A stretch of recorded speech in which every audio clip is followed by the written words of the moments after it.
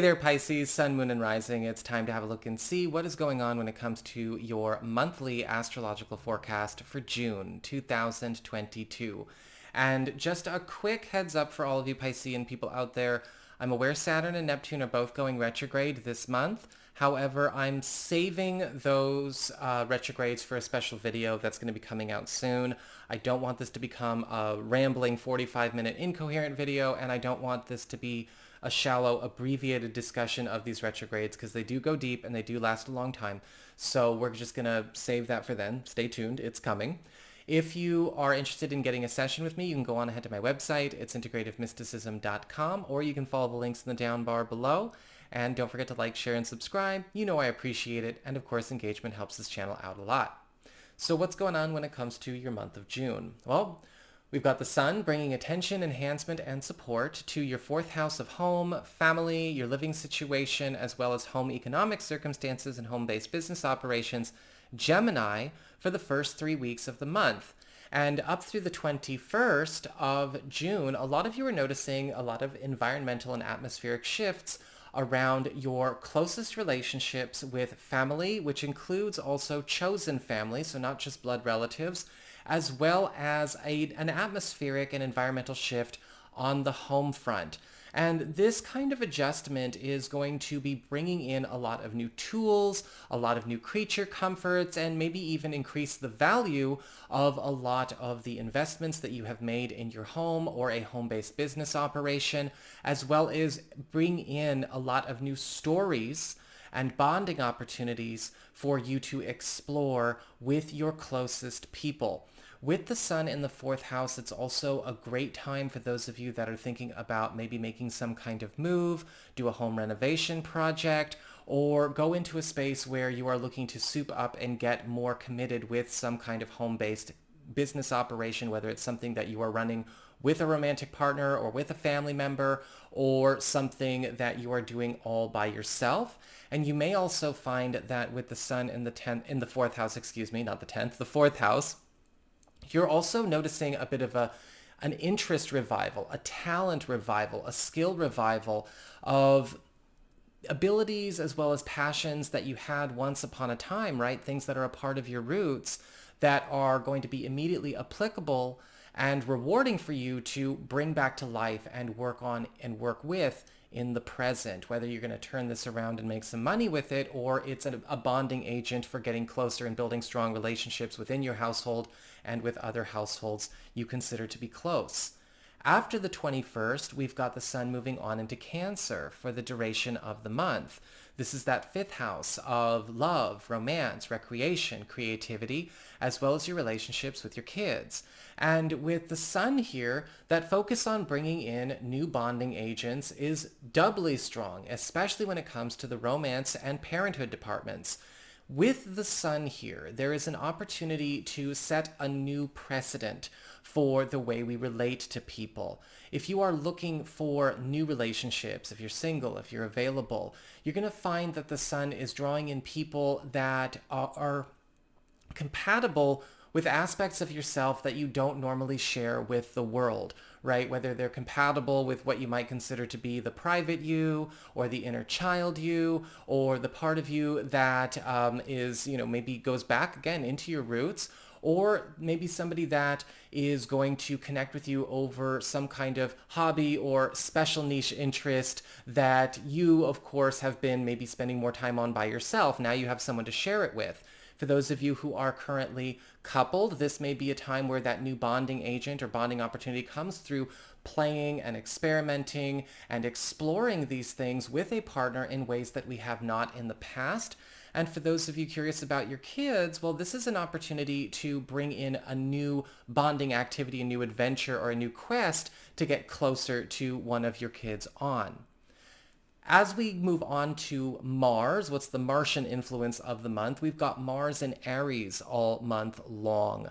This is the planet of action, passion, energy, and that obstacle-clearing driving force in your second house of earned income, employment, your values, and your valuables. Now, first off, as I always say, with Mars in an income area, such as houses 2, 6, or 10, in this case 2 for you, you're going to be working round the clock. in many cases throughout the month of June. Mars always brings in opportunities for overtime. Sometimes we can't really help it. So mind your boundaries, mind your availability, make sure that you don't bite off more than you can chew or double book yourself or make promises you can't keep, because this tends to add an extra 5 to 10 hours of work a week to our month. However, we are definitely making a lot of money. This is a very lucrative aspect for us. So for those of you Piscean people who are looking for this, you really want to put your nose to the grind. You really want to make a big score. This is going to be a very profitable month for you. But sometimes work can take over our life if we're not careful.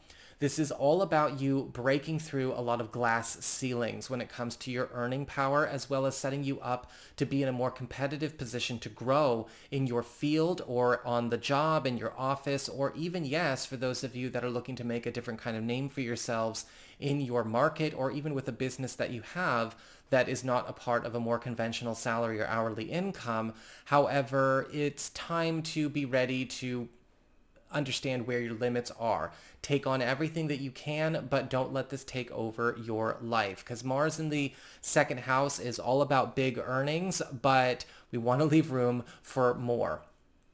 We have Venus, the planet of love, favor, popularity, and affection in Taurus through the 22nd of the month. This is your third house of communications, pacts, promises, commitments, as well as helpful third parties and your peer group.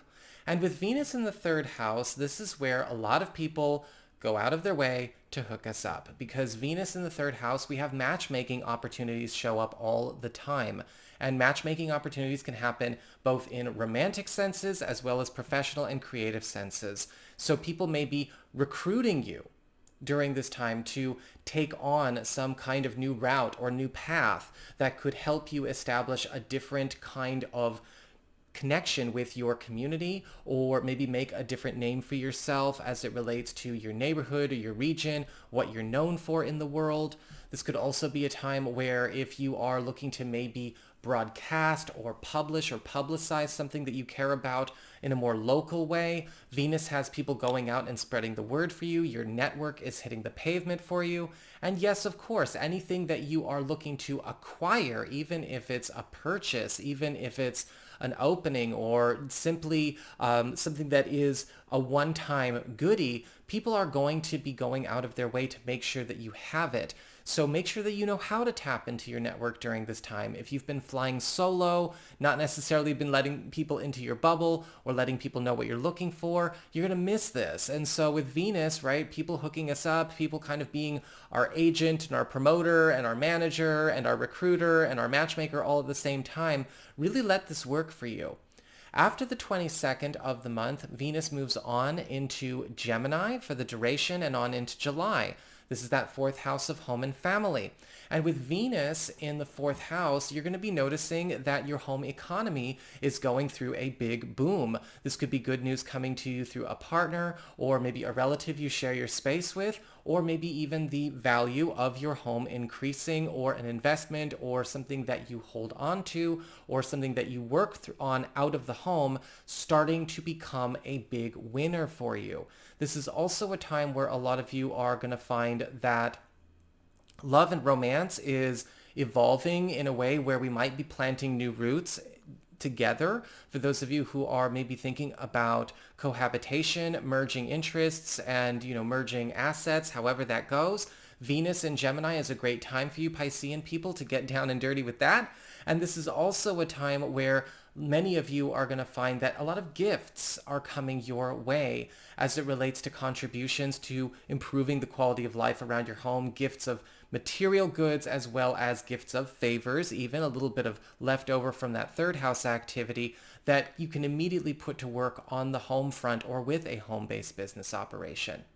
We have Mercury, the planet of communications, speed, and productivity in Taurus through the 13th of June. This is that third house of communications, your network, peer group, and helpful third parties. Mercury is direct here as of the 13th. And the third house also rules things like contracts, agreements, pacts, and promises. Now, with Mercury in the third house, the first half of this month, it's all about fruition.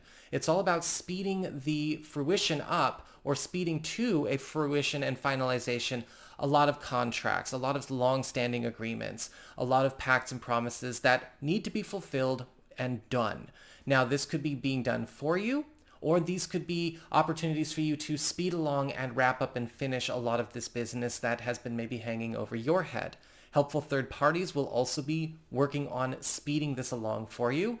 And if we are looking to maybe speed some kind of negotiation or big move up to a finalization, Mercury is here as well, especially if you have been feeling like some things have become sluggish, certain negotiations or projects are not getting the time that they need, or people have been hemming and hawing, or we need to just kind of call something quits because a big break is about to occur.